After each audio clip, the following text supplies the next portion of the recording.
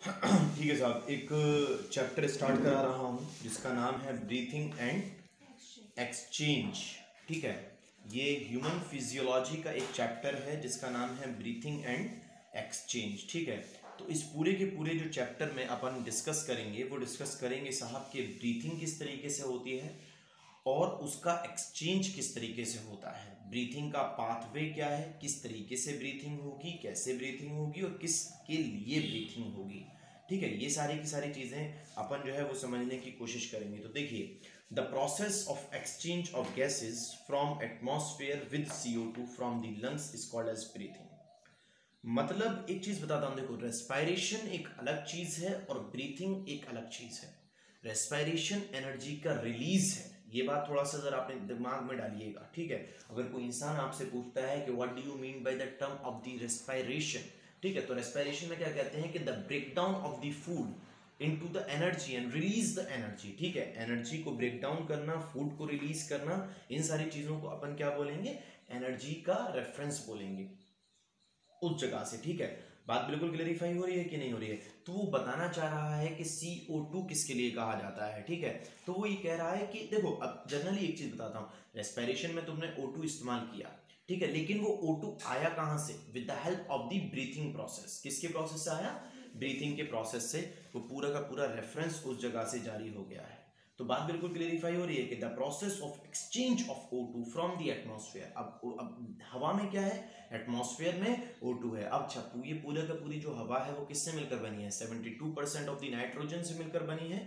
ठीक है, 21% of oxygen, 0.03% of carbon dioxide and 0.97% of other gases से मिलकर वो पूरी की पूरी बनी है। ठीक है, उससे ऑक्सीजन को लेता है, फिर क्या होता है, रेस्पिरेशन होता है, और रेस्पिरेशन के बाद जो वेस्ट प्रोडक्ट मिलता है in the form of the CO2 अपन जो है वो उसको बाहर निकाल देते हैं। बात बिल्कुल क्लेरिफाई हो रही है कि नहीं हो रही, अपन उसको बाहर निकाल देते हैं। यही प्रोसेस क्या कहलाता है, ब्रीदिंग कहलाता है। ठीक है, काफी बार पूछा गया है कि ब्रीदिंग एक कैसा प्रोसेस है, कैटाबॉलिक है या एनाबॉलिक है। ठीक है, क्योंकि मेटाबॉलिज्म के दो हिस्से होते हैं, एक तो कैटाबॉलिज्म और दूसरा एनाबॉलिज्म। ठीक है, तो रेस्पिरेशन एक कैसा प्रोसेस है, कैटाबॉलिज्म है या एनाबॉलिज्म है। तो अब तुम लोगों को समझना यह है कि मेटाबॉलिज्म किसके लिए कहते हैं। मेटाबॉलिज्म कहते हैं साहब कि साहब जो पूरा का पूरा रेफरेंस होता है, ठीक है, और sum of total internal reactions of the human body is called as respiration. उसको अपन क्या बोलेंगे, रेस्पिरेशन बोलेंगे। ठीक है, हमारी बॉडी, पूरी की पूरी बॉडी का जो रेस्पिरेशन रहता है उस जगह से। ठीक है, अगर मॉलिक्यूल टूटता है, समझ में आई बात, या मॉलिक्यूल जुड़ता है, अगर मॉलिक्यूल टूटेगा तो कैटाबॉलिज्म होगा, का से कटना और का से कैटा, ये बात इस तरीके से ध्यान रखिए। एनाबॉलिज्म का मतलब होता है बनना, समझ में आई बात, मतलब एक एनाबॉलिज्म बना, जैसे कि प्रोटीन सिंथेसिस है। ठीक है, कैटाबॉलिज्म में क्या होगा कि ग्लूकोज का मॉलिक्यूल है, ऑक्सीजन के साथ जुड़ेगा, किसमें टूट जाएगा, CO2 में, ऑक्सीजन में और एनर्जीज के अंदर वो टूट जाएगा, 38 ATP% ऑफ द एनर्जी के अंदर वो टूट जाएगा। तो ये बात बहुत ज़्यादा इंपॉर्टेंट है कि साहब जो रेस्पिरेशन है वो कैटाबॉलिक प्रोसेस है या एनाबॉलिक प्रोसेस है। ठीक है, अच्छा, रेस्पिरेशन क्या इंक्लूड करता है, ये चीज़ थोड़ी सी समझने की ज़रूरत है मुझे। ठीक है, एक चीज़ बताता हूँ, दो चीज़ें सबसे पहले दिमाग में रखनी है, और वो दो चीज़ें कौन कौन सी हैं कि जो रेस्पिरेशन होता है वो इंक्लूड करता है ब्रीदिंग के लिए। किसके लिए, कि साहब सांस किस तरीके से अपन लेते हैं, और सांस लेने में 3 प्रोसेसेस इसमें लिखे हैं, एक्सटर्नल रेस्पिरेशन, इंटरनल रेस्पिरेशन और सेल्यूलर रेस्पिरेशन। बात समझ में आ रही है कि नहीं आ रही है। अब देखो, ये 3 चीजें मैं बता रहा हूं, एक्सटर्नल रेस्पिरेशन, इंटरनल रेस्पिरेशन और सेल्यूलर रेस्पिरेशन। 3 तरह से रेस्पिरेशन हमारी पूरी की पूरी बॉडी में होता है। देखो एक चीज बताता हूं कि साहब जो एक्सटर्नल रेस्पिरेशन है वो क्या है कि लंग्स और एटमॉस्फेयर के बीच में जितनी भी चेंजिंग होती है, लंग्स ने ऑक्सीजन को लिया और CO2 को दे दिया, वो क्या है, एक्सटर्नल रेस्पिरेशन या ब्रीदिंग आप उसके लिए कह सकते हैं।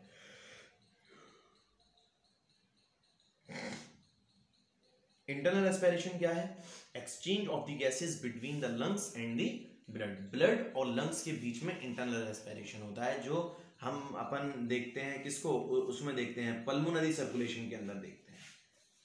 पढ़ा है ना पल्मोनरी सर्कुलेशन, मैंने पढ़ाया है साहब, बोलेगा ही नहीं कोई। हाँ पढ़ा है। ठीक है, पल्मोनरी सर्कुलेशन में देखते हैं। ठीक है, exchange of gases between blood and tissue fluid. ठीक है, वो क्या होता है कि जब, अब देखो जनरली एक बात सुनो, लंग्स ने लिया एटमॉस्फेयर से एक्सटर्नल फर्टिलाइजेशन या ब्रीदिंग कहेंगे, उसने खून को दे दिया, इंटरनल फर्टिलाइजेशन कहेंगे, और खून ने जाके सेल्स को दे दिया तो उसको क्या कहेंगे, सेल्यूलर फर्टिलाइजेशन कह रहा हूँ, सॉरी रेस्पिरेशन कहेंगे। बोलते नहीं हो यार, फर्टिलाइजेशन फर्टिलाइजेशन चल रहा है पड़ा। बात बिल्कुल समझ में आ रही है कि नहीं आ रही है सर? उसके बाद अगला पॉइंट है mechanism of respiration is different in different organism. ठीक है, अब ऐसा नहीं है कि साहब अब तुमने एक जगह से पढ़ लिया कि साहब इस तरीके से होता है, ये होता है और बात खत्म हो जाती है उस जगह से। हर एक ऑर्गेनिज्म में वो अलग अलग होता है। बात यहाँ तक क्लियर हो रही है? उसके बाद है it is mainly based on their habitat and level of organisation. मतलब जो रेस्पिरेशन है, जो ब्रीदिंग का प्रोसेस है, वो डिपेंड करता है कि वो किस जगह पे रहता है और क्या उसका लेवल ऑफ ऑर्गेनाइजेशन है, मतलब सेलुलर लेवल ऑफ ऑर्गेनाइजेशन उसके अंदर कैसा है। नहीं आ रही बात समझ में? तो उसको अपन क्या बोलेंगे, breathing of exchange of the gases. Actually अपन पूरी की सारी चीजें बोल देंगे उस बारे में। ठीक है साहब। उसके बाद जो बात आती है, अगर अपन फर्दर किसी चीज की बात करते हैं तो फर्दर बात आती है किसके बारे में, जैसे कि साहब हमारे पास है पॉरीफेरा है, क्लोंड्रेटाइड्स है, प्लेटीहेलमिन्थेसिस है, एक्सियलमिन्थेसिस है, ठीक है, राउंडवॉर्म है और स्पॉन्जस है। ठीक है, ये सारी की सारी चीजें जो हैं वो जो सांस लेती हैं वो किसके जरिए लेती हैं, अपनी बॉडी की सरफेस से लेती हैं। और ये बात कई बार सवाल आता है कि इनमें से कौन सी फाइलम जो है वो बॉडी की सरफेस से सांस लेगी, तो तुमको याद नहीं होगा तब तक तुम लोग लिख नहीं पाओगे। ठीक है ना साहब, पॉरीफेरा हो गया, क्लोंड्रेटास हो गया, प्लेटीहेलमिन्थेसिस हो गया, एक्सियलमिन्थेसिस हो गया, राउंडवॉर्म हो गया, स्पॉन्जिस हो गया। क्लियर हो रही है बात कि नहीं हो रही? उसके बाद है enter into the body by the simple diffusion. मिसाल के तौर पे कि अब ये इनकी बॉडी है, इनके अंदर और कोई भी डिफ्यूजन नहीं है, सिर्फ एक सेल मेम्ब्रेन है इनके पास। ये क्या करेंगे, डायरेक्टली हवा को लेंगे अपनी बॉडी के जरिए से, ठीक है, अपनी सरफेस के जरिए से, और वहां से उसको जो है वो पूरा का पूरा खत्म कर देंगे। नहीं आ रही बात समझ में? क्लियर हो रही है ना सब बात? ठीक है, इसी को अपन जो बोलेंगे वो क्या बोलेंगे, बॉडी सरफेस के जरिए सांस लेना बोलेंगे। जैसे अब दूसरा एग्जांपल बताता हूँ। एनिलिड है, सेगमेंटेड वॉर्म्स हैं, ठीक है, वो किसके जरिए सांस लेते हैं, मॉइस्ट क्यूटिकल के जरिए सांस लेते हैं। किसके जरिए सांस लेते हैं, मॉइस्ट क्यूटिकल के जरिए सांस लेते हैं। ठीक है, या आप ये कह सकते हैं कि मॉइस्ट स्किन के जरिए सांस लेते हैं। अब मुझसे सवाल पूछिए सर, एक बात है, मॉइस्ट क्यूटिकल या मॉइस्ट स्किन आपने क्यों कहा? क्योंकि उनकी स्किन पे क्यूटिनस जैसे कुछ स्ट्रक्चर्स बने हुए रहते हैं। समझ में आई बात? तभी तो वो सांस को उसको एब्जॉर्ब करके अपने ब्लड को डायरेक्टली, सही बात है? नहीं आ रही बात समझ में? क्लियर हो रही है ना सब बात? उसके बाद है आर्थ्रोपोडा इंसेक्ट्स। ठीक है, ये किसके जरिए से सांस लेते हैं, ट्रैकियल ट्यूब्स के जरिए। ये सबसे ज्यादा इंपॉर्टेंट चीजें हैं भाई जो आप लोगों को समझनी है।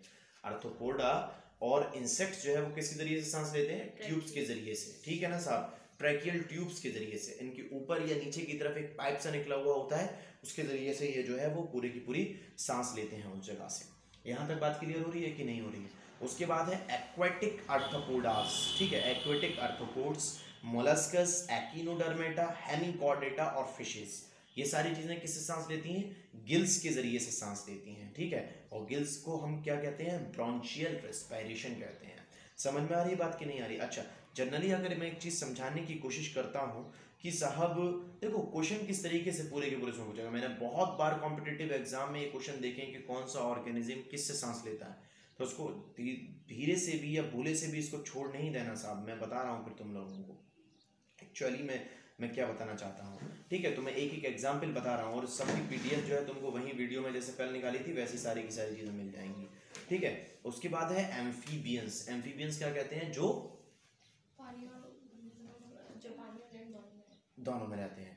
ठीक है, तो वो किसके जरिए से सांस लेते हैं सर, मॉइस्ट स्किन के जरिए से। वहां पे भी क्या है, क्यूटिनियस रेस्पिरेशन होगा। अच्छा, एम्फीबियंस हुआ, रेप्टाइल्स हुआ, बर्ड्स हुआ, मैमल्स हुआ, ये सारी की सारी चीजें किससे सांस लेती हैं, लंग्स से सांस लेती हैं। और हम किसके अंदर आते हैं, इन्हीं के अंदर आते हैं। और लंग्स से सांस लेने वालों को अपन क्या बोलते हैं, पल्मोनरी रेस्पिरेशन बोलते हैं।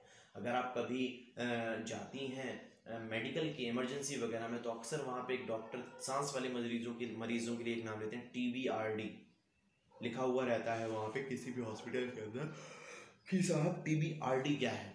ठीक है, तो TBRD क्या है, TBRD का मतलब है respiration, sorry tuberculosis and respiratory diseases. समझ में आ रही बात कि नहीं आ रही है?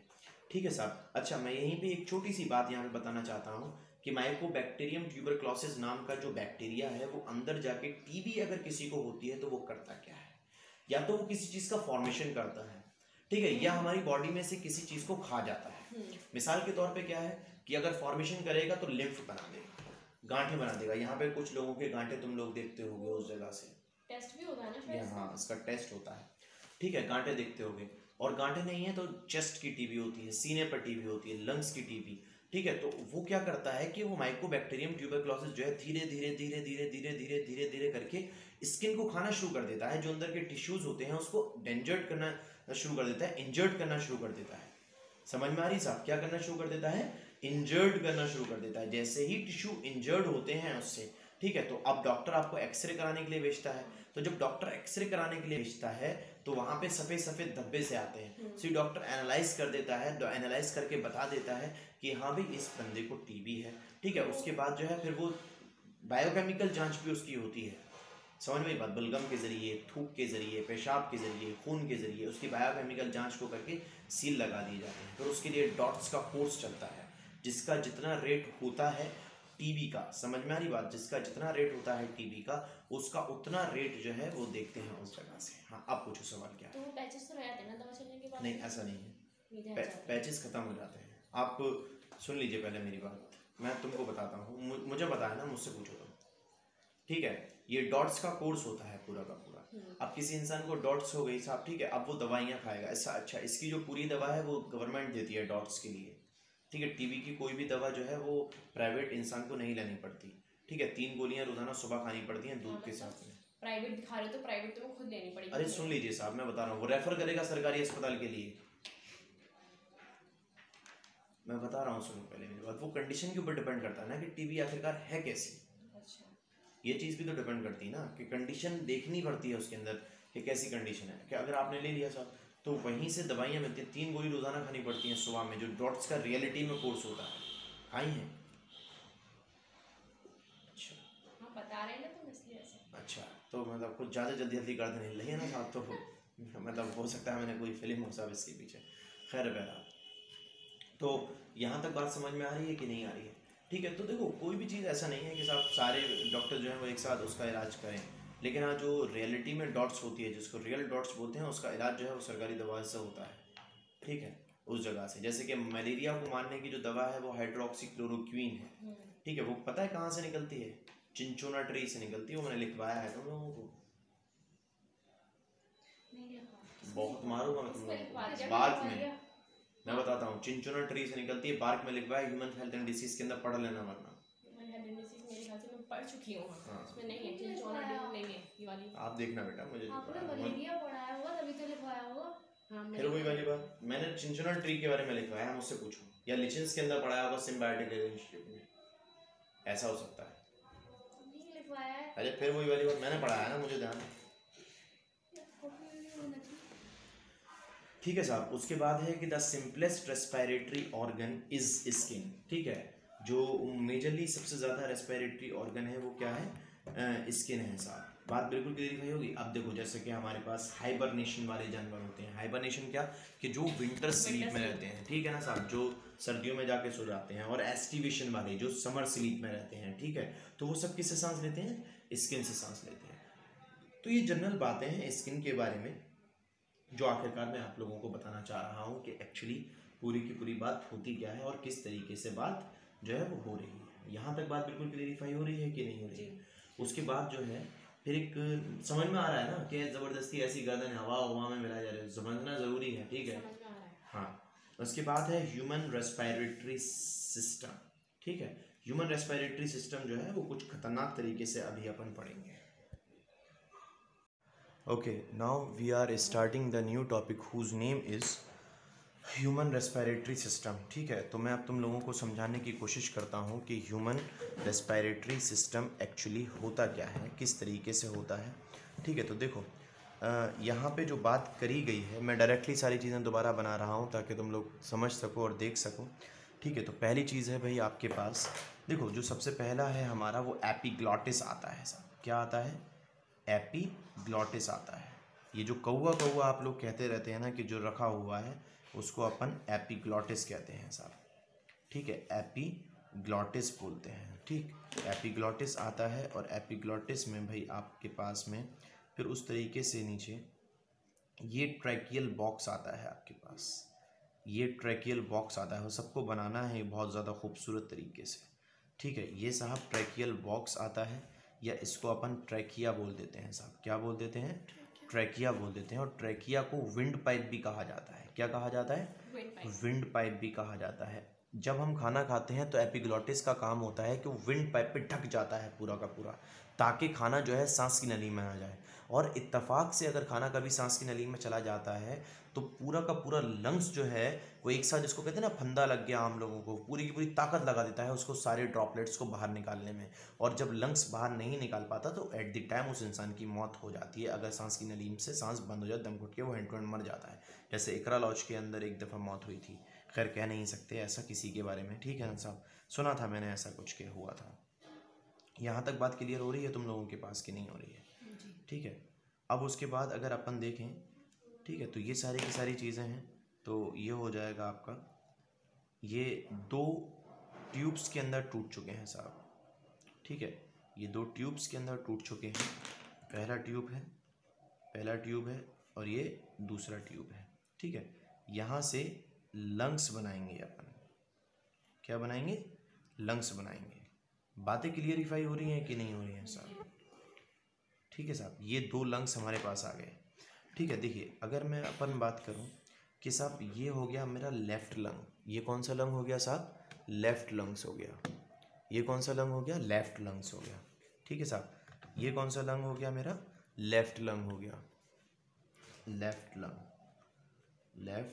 लंग्स, ठीक। ये कौन सा लंग हो गया साहब? लेफ़्ट लंग्स हो गया। उसके बाद अगर अपन डिस्कस करेंगे दूसरी बारी में कि तो ये लेफ़्ट लंग में हो जाएगा।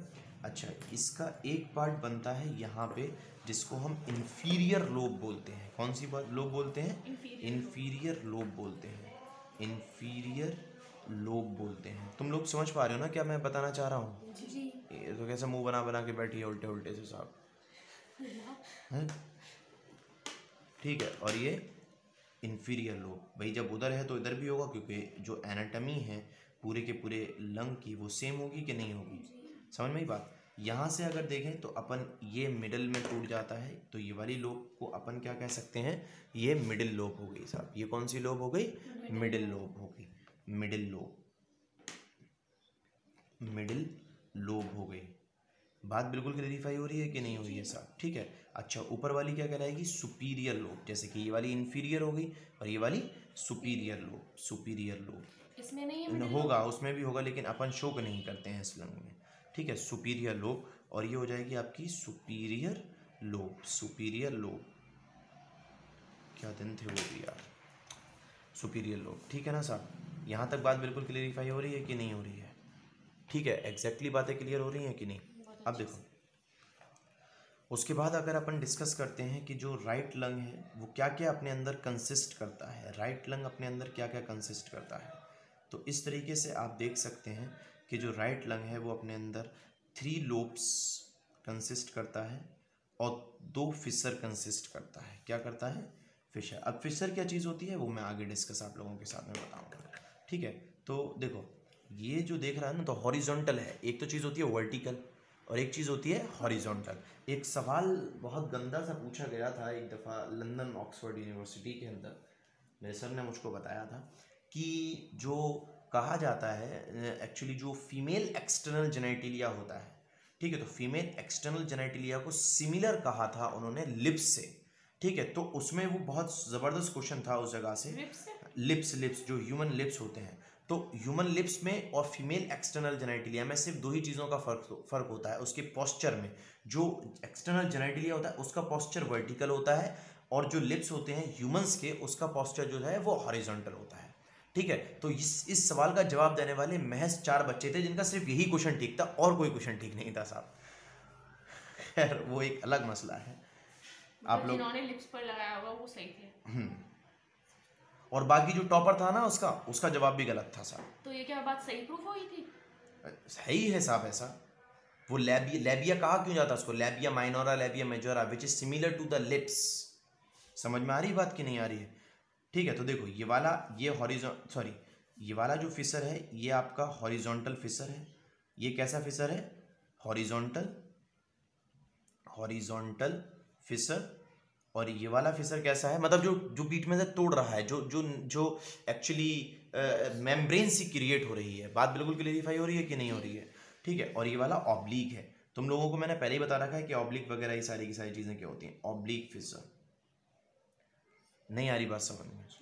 बात बिल्कुल क्लियरिफाई होगी। अच्छा, अब यहाँ से अगर अपन देखने की कोशिश करें साहब, ये इस तरीके से, ठीक है, तो ये क्या है, आप इसको क्या कह सकते हैं? आ रहा है ना साहब इसमें? आ रहा है। जो आप लिखेंगे ना वो थोड़ा नीचे करिए, इसे आगे बढ़ाइए थोड़ा सा। ठीक है साहब, देखिए, तो इसको कहते हैं मेडी एट्रीनम। क्या कहते हैं? मेडी एट्रीनम। अब बहुत सारे लोग होते हैं जो पूछते हैं कि दिल कहाँ है, वो दिल को यहाँ पे हाथ रखते हैं, but the heart is not present here, the heart is actually present here. जो हमारे दोनों डायफ्राम है, इस जगह पे बीच में जो है वो हार्ट पाया जाता है, इस जगह से यहाँ पे, ठीक है, इस जगह पे एक्चुअली पूरा का पूरा हार्ट जो है वो हमारा पाया जाता है। नहीं आई बात समझ में? तुम लोग समझ पा रहे हो ना साहब? ये बहुत ज़्यादा इंपॉर्टेंट है, वो पूरा का पूरा बनाने के लिए दे देता है ये, तो ठीक है। अच्छा, ये रहा। अच्छा, ये वाला लंग क्या है? ये लेफ्ट लंग है। ये कौन सा लंग है साहब? लेफ्ट लंग है, लेफ्ट लंग है। अब इस लेफ्ट लंग के पास क्या क्या चीज़ें हैं, ये थोड़ा सा समझने की ज़रूरत है, ठीक है। तो 2 लोब्स हैं और 1 फिसर है। क्या है? 2 लोब्स हैं, 2 लोब्स हैं और 1 फिसर है। क्या है? 1 फिसर है। अब एक चीज़ पूछूं? हाँ, अभी पूछो। वो होता है लेकिन शो नहीं करते हैं, क्योंकि एनसीईआरटी नहीं कहती है। तो मतलब कि वो चीज़ है फिर भी हम उसको नहीं शो करेंगे, because the NCERT not said. जो एनसीईआरटी नहीं कहेगी हम उस चीज़ को नहीं करेंगे। फिर रियलिटी तो है ना कि जो भाई साहब, रियलिटी तो ये भी है कि जो फर्टिलाइजेशन होता है वो एम्प्यूला में होता है, लेकिन एनसीईआरटी कहती है कि एम्पुलरी स्टमस जंक्शन के अंदर होता है, ठीक है। तो अब हम क्या पढ़ते हैं? अगर एक जगह ऑप्शन एम्प्यूला है और एक जगह एम्पुलरी स्टमस जंक्शन है, तो एम्पुलरी स्टमस जंक्शन पे आपको लगाना है टिक। समझ में आ रही बात कि नहीं आ रही है? हाँ, नाइंसाफी नहीं है, यही रियलिटी है साहब। तो यहाँ तक बात जो है वो आप लोगों की बिल्कुल क्लियरिफाई हो रही है कि नहीं हो रही है साहब? ठीक है। अच्छा, इसके ऊपर कुछ रेफरेंसेबल इस तरीके से मैं एक अलग पेन से तुम लोगों को दिखाना चाहता हूँ। एक मेम्ब्रेन सी चढ़ी हुई होती है। अफरोज जी दिखाई दे रहा है ना? जी।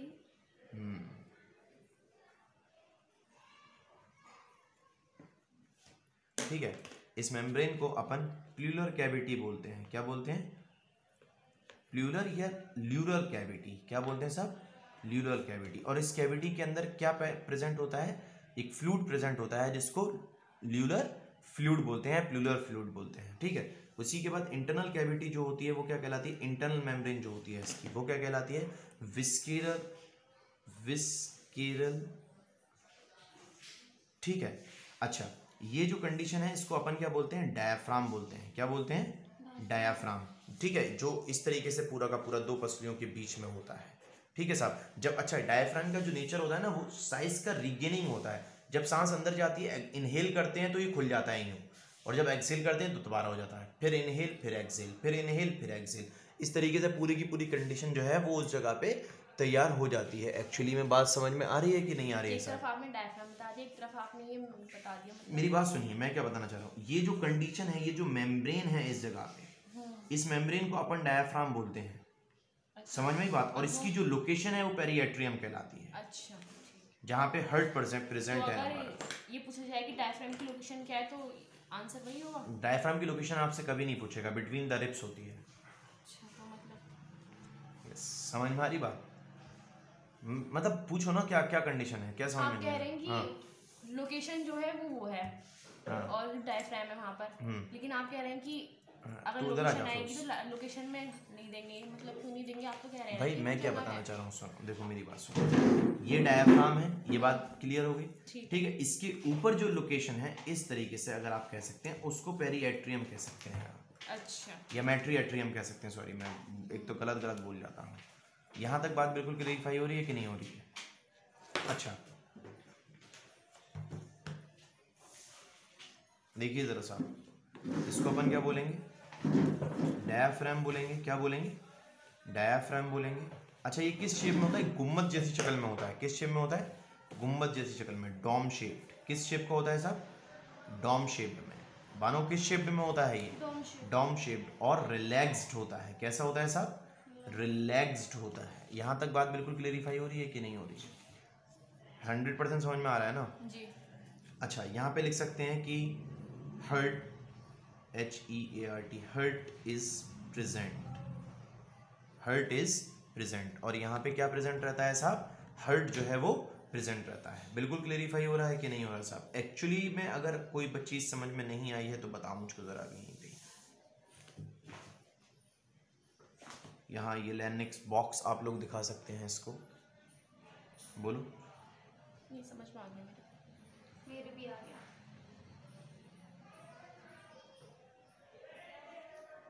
इस डायफ्राम को रिलैक्स्ड क्यों बोल रहे हैं? मैंने बताया ना ये अपना मूवमेंट किस तरीके से करता है। तो हर टाइम रिलैक्स होना रहता है कि इसमें? अरे साहब रिलैक्स्ड का मतलब यहाँ पर है कि वो खुलता और बंद होता रहता है। अच्छा। ठीक है, तना हुआ नहीं रहता है, ये चीज बता रहा है। समझती नहीं हो बात को, आ जाती हो रात को फिर पूछती हो अंधेरा क्यों है।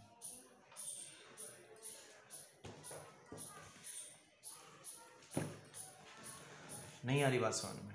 ठीक है ठीक। अच्छा उसके बाद अगर अपन डिस्कस करें दूसरी कंडीशन, तो क्या होगा साहब कि हमारे पास जो रेफरेंस रहेगा उस जगह से वो क्या रहेगा? अफरोज को कोई आवाज़ लगा रहा है क्या?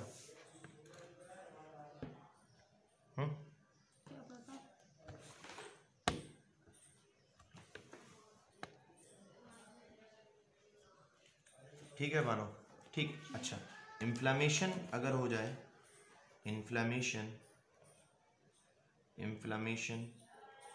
ऑफ ल्यूरा, तो उसको अपन क्या बोलेंगे? ल्यूरेसी बोलेंगे। क्या बोलेंगे?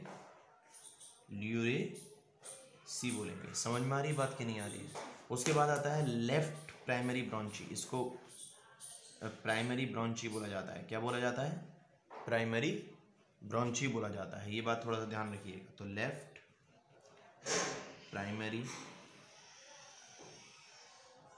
प्राइमरी ब्रॉन्ची इज, ठीक है, कैसी होती है साहब? लॉन्गर होती है यानी लंबी, नैरोअर होती है यानी बहुत ज़्यादा बारीक, एंड मोर ऑब्लिक होती है। समझ ऑब्लिक का शेप समझते हो ना? तो मैंने सारे शेप समझाए थे तुम लोगों को शुरुआत में ही। मोर ऑब्लिक होती है साहब। कैसी होती है? मोर ऑब्लिक होती है। इज इट क्लियर और नॉट? बोलता ही नहीं है कोई। जी जी। ठीक। उसके बाद अपन बात करते हैं राइट प्राइमरी ब्रॉन्ची की। राइट प्राइमरी ब्रॉन्ची तो कैसी होती है? जब ये लॉन्गर है तो ये कैसी होगी? शॉर्टर होगी, वाइडर होगी। समझ में आ रही है कि बात नहीं? और मोर इन ट्रैकिया, और सबसे ज़्यादा ट्रैकिया में पाई जाती है। मोर इन ट्रैकिया। नहीं आ रही बात समझ में? एग्जैक्टली समझ में आ रहा है कि नहीं आ रहा है? ठीक है साहब, यहाँ तक बात क्लियर हुई? अच्छा एक स्पेशल पॉइंट तुम लोगों को बताता हूँ। जो रेस्पिरेटरी इन्फेक्शन है, रेस्पिरेटरी इन्फेक्शन आर कॉमन इन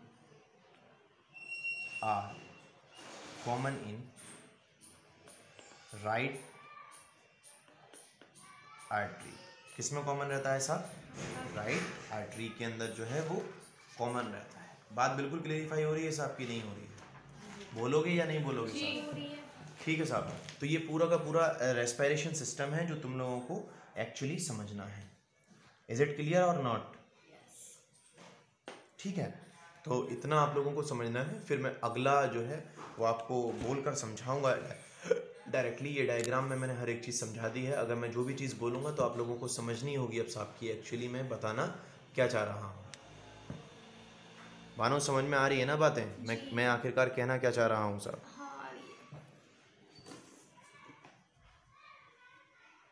ठीक है साहब। तो अभी तक जो है वो अपन डिस्कस कर चुके हैं कि ह्यूमन रेस्पिरेटरी सिस्टम क्या होता है, और मैंने आपको बता दिया कि राइट लोब कैसी होती है, राइट ब्रॉन्ची प्राइमरी राइट ब्रॉन्ची कैसी होती है, और लेफ्ट ब्रॉन्ची कैसी होती है। यहाँ तक मैंने आपको बात बता दी है। ठीक है। उसके बाद जो बात आती है common passage for both food and air, ठीक है। देखो दोनों चीजें बाद में चेंज होती हैं, विंड पाइप में और फूड पाइप में, यानी ईसोफेगस में और ट्रैकिया बाद में खुलता है, लेकिन उससे पहले दोनों का कॉमन पैसेज होता है जिसको अपन फैर्निक्स बोलते हैं। क्या बोलते हैं? ये क्या बोलते हैं इसको? फैर्निक्स बोलते हैं, ठीक है। उसके बाद है ट्रैकिया एंड ईसोफेगस कहाँ खुलता है? Trachea and oesophagus opens into pharynx. Trachea और ईसोफेगस कहाँ खुलेगा? फैर्निक्स के अंदर खुलेगा, ठीक है। अच्छा, लैरिंक्स को और क्या कहा जाता है? साउंड बॉक्स कहा जाता है, ठीक है। क्या कहा जाता है? साउंड बॉक्स कहा जाता है या एडम एप्पल्स कहा जाता है। देखो इसके पीछे लॉजिकल रीजन है, क्योंकि ये जो है वो यहाँ पे उसके अंदर दो वोकल कॉर्ड्स पाए जाते हैं। ये वोकल कॉर्ड्स आपस में मतलब टकराते हैं, टकराने की वजह से वाइब्रेशन पैदा होता है, और जहां वाइब्रेशन होगा वहां साउंड होगा, क्योंकि साउंड प्रोड्यूस ही वाइब्रेशन की वजह से होता है। अगर तुमको यकीन नहीं है तो इस जगह पर हाथ लगा के देखो, तुम लोगों को पता चलेगा कि हाँ रियलिटी में यहाँ पे जो है वो वाइब्रेशन हो रहा है, लेकिन at the time of the speaking, ठीक है। जनरली ऐसे तुम लोगों को इस चीज सारी की सारी, वो एक चीज ये भी होती है कि बॉयज में ज्यादा दिखता है, मतलब कि, और लड़कियों में इतना नहीं होता। हाँ वो इफेक्ट ऑफ द प्यूबर्टी होता है साहब, श्रिल हो जाती है लड़कियों की आवाज़, वॉइस बॉक्स डेवलप नहीं होता, ठीक है। वो उतना का उतना ही रहता है, तो आवाज़ पतली रहती है, लेकिन लड़कों के अंदर ये वॉइस बॉक्स बाहर निकलता है, कुछ लोगों का और ज़्यादा बाहर निकल आता है, खूंटे जैसा, ठीक है, बिल्कुल। तो उस जैसा हिसाब किताब रहता है सब। समझते नहीं है बात को, आ जाते हैं रात को, फिर पूछते हैं अंधेरा क्यों है सब। लाइट लेकर आऊंगी। क्यों पूछेंगे अंधेरा क्यों? पता नहीं है। लाइट लेकर आएंगे ना। अब सुनो, लैरिंक्स के अंदर ना कार्टिलेजेस पाए जाते हैं। क्या पाए जाते हैं साहब? कार्टिलेजेस पाए जाते हैं। तो लैरिंक्स के अंदर क्या पाया जाता है? कार्टिलेजेस। कार्टिलेजेस कैसे होते हैं? दो तरीके में पाए जाते हैं कार्टिलेजेस, एक तो पेयर्ड में और दूसरा अनपेयर्ड में, ठीक है। तो वो चीज़ें मैं इसके तुमको पीडीएफ नोट्स दूंगा, डायरेक्टली तुम उसको सिर्फ लिखकर याद कर लेना। यहाँ तक बात क्लियर है। उसके बाद अगर जनरली बात करूँ, पहली चीज़ है एपिग्लॉटिस। ये जो कौवा है हमारा, वो किससे मिलकर बना हुआ है? ठीक है, इलास्टिक कार्टिलेज से मिलकर बना हुआ है। एक दफ़ा मुझको वोमिटिंग हुई, ठीक है। तो वोमिटिंग पता है कैसे हुई? मैं तुमको समझाता हूँ। मैंने मतलब 11 बजे करीब बिरयानी खाई, ठीक है, और 1:30 बजे जाके मैंने दोबारा से, अम्मी ने घर पे खिचड़ी बनाई हुई थी वो खाई, फिर मैं उसको खाकर लेट गया, फिर मैंने चाय पी ली, ठीक है, और चाय ने एसिड बना दिया अंदर बहुत सारा। तो पूरा का पूरा जो है स्टमक ने जब बाहर फेंका तो डाइजेस्ट तो हो रहा था, लेकिन स्टमक उसको पचा नहीं पाया, कुछ भी कंडीशन बनी जिसकी वजह से मुझे वोमिटिंग हुई इंटरनली, ठीक है। तो वो सब कुछ बाहर आया, तो जो HCl था उसकी वजह से जो HCl बाहर निकला ना, मुझे खुद जलन बहुत ज़्यादा महसूस हो रही थी, ऐसा लगा था किसी ने तेजाब डाल दिया, ठीक है। उसकी वजह से पूरा का पूरा सूज के मोटा हो चुका था, बहुत ज़्यादा नीचे लटक चुका था। समझ में आ रही बात? एपिग्लॉटिस, ठीक है ना साहब, जिसकी वजह से अपन खा भी नहीं पा रहा था, बिल्कुल जबान तक बाहर निकल कर आ रहा था, ठीक है। तो ये किससे बना हुआ होता है? इलास्टिक कार्टिलेज से मिलकर बना हुआ होता है। उसके बाद है largest cartilage of the larynx. Larynx के अंदर कार्टिलेजेस पाए जाते हैं, तो सबसे ज़्यादा लार्जेस्ट कार्टिलेज कौन सा है? थायराइड कार्टिलेज है। कौन सा कार्टिलेज है साहब? थायराइड कार्टिलेज है। उसके बाद है the only cartilage of larynx present in the form of the complete ring, ठीक है। भी इस तरीके से रिंग वाइज चलता है। देखो अगर इस तरीके से मैं तुम लोगों को दिखाऊं कि साहब इस तरीके से रिंग वाइज चलता है, यूं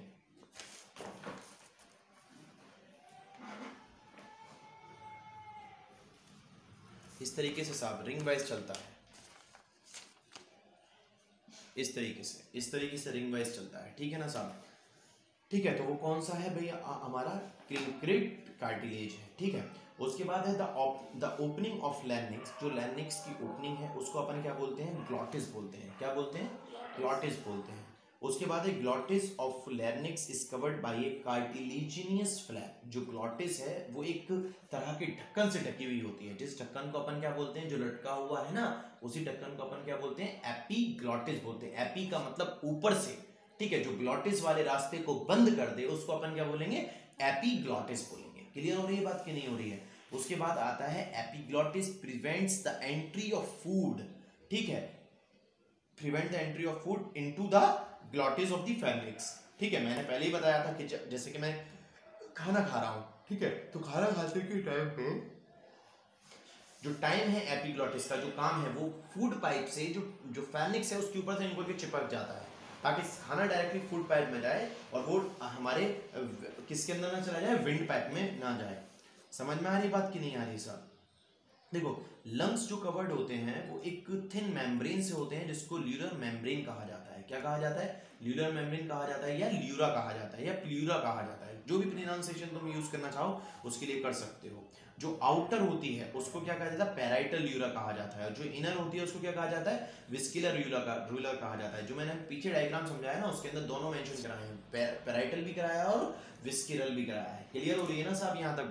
यहाँ तक बात बिल्कुल क्लेरिफाई हो रही है। अब देखो जो इन्फ्लेमेशन ऑफ ल्यूरा है उसको क्या बोलते हैं? ल्यूरेसी बोलते हैं। यहाँ तक बात तुम लोगों की बिल्कुल क्लेरिफाई हो रही है कि नहीं हो रही? 100%। ठीक है। उसके बाद अब जो है अपन समझाने की कोशिश करते हैं और बताने की कोशिश करते हैं कि पैसेज ऑफ द एयर कैसा होता है, कि मेरे नाक से जो हवा आती है वो कहाँ कहाँ कैसे कैसे और किस किस तरीके से कहाँ कहाँ तक जाती है, वो सारी चीज़ें लेकिन मैं लिखकर तुम लोगों को इन सारी चीज़ों को समझाऊंगा। ठीक है ना सब?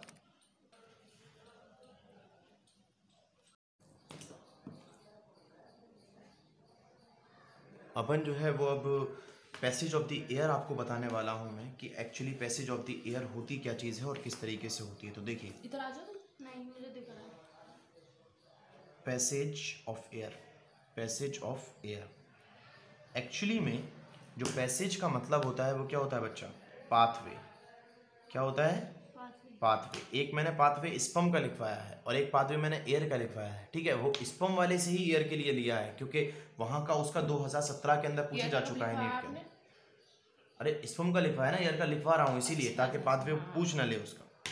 यहाँ तक बात क्लियरिफाई हो रही है साहब? अब देखो सबसे पहले जो हमारा हवा आती है वो एक्सटर्नल नॉस्ट्रिल्स के अंदर आती है। कहाँ आती है?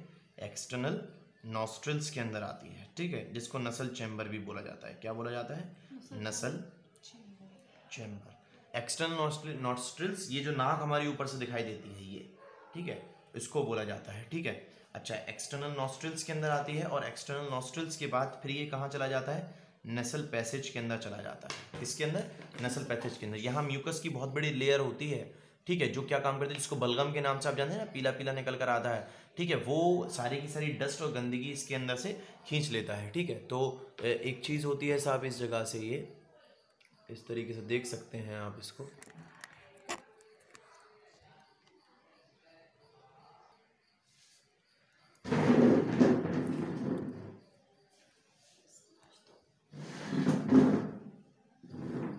एक तो यार ये इसमें दिखाई नहीं देता है। ठीक है साहब, ठीक, नसल चैम्बर देख सकते हैं आप इस जगह से। और उसके बाद जो है फिर वो कहाँ चला जाता है? आपका नसल पैसेज के अंदर चला जाता है। कहाँ चला जाता है? नसल पैसेज के अंदर चला जाता है। और नसल पैसेज से वो कहाँ चला जाता है? फेनिक्स के अंदर चला जाता है। कहाँ चला जाता है? फेनिक्स के अंदर चला जाता है। और फेनिक्स से वो कहाँ चला जाता है? ग्लॉटिस के अंदर चला जाता है। कहाँ चला जाता है साहब? ग्लॉटिस के अंदर। और ग्लॉटिस से वो कहाँ जाता है? ट्रैकिया के अंदर। ये याद होना चाहिए, मुंह जबानी ध्यान रखना। ट्रैकिया से प्राइमरी ब्रॉन्ची के अंदर चला जाता है साहब। कहाँ चला जाता है? प्राइमरी ब्रॉन्ची। अच्छा, प्राइमरी ब्रॉन्ची भी दो पार्ट्स में होती हैं साहब, लेफ्ट और राइट। कितने पार्ट्स में होती हैं? लेफ्ट और राइट। ठीक है, लेफ्ट और राइट। बात बिल्कुल क्लेरिफाई हो रही है साहब की नहीं हो रही है? ठीक है, लेफ्ट और राइट का हिसाब किताब से रहता है पूरा का पूरा। उसके बाद अगर अपन फर्दर डिस्कस करते हैं तो फर्दर डिस्कस करने के हिसाब से फिर इसका रहता है आपका, आपके साहब का ये दिखाई दे रहा है ना बानो? ठीक, फिर वो चला जाता है सेकेंडरी ब्रॉन्ची में। कहाँ चला जाता है साहब? सेकेंडरी ब्रॉन्ची के अंदर। ठीक है, सेकेंडरी ब्रॉन्ची से वो टर्शरी ब्रॉन्ची के अंदर चला जाता है। टर्शरी ब्रॉन्ची के अंदर चला जाता है। ठीक है, फिर उसके बाद जहाँ ब्रॉन्ची खत्म होती है ना उस जगह को ये लोग बोलते हैं टर्माइनल ब्रॉन्ची। क्या बोलते हैं? टर्माइनल ब्रॉन्ची। टर्माइनल ब्रॉन्ची क्या बोलते हैं उस जगह को? टर्माइनल ब्रॉन्ची। और टर्माइनल ब्रॉन्ची से ये चला जाता है साहब कहाँ?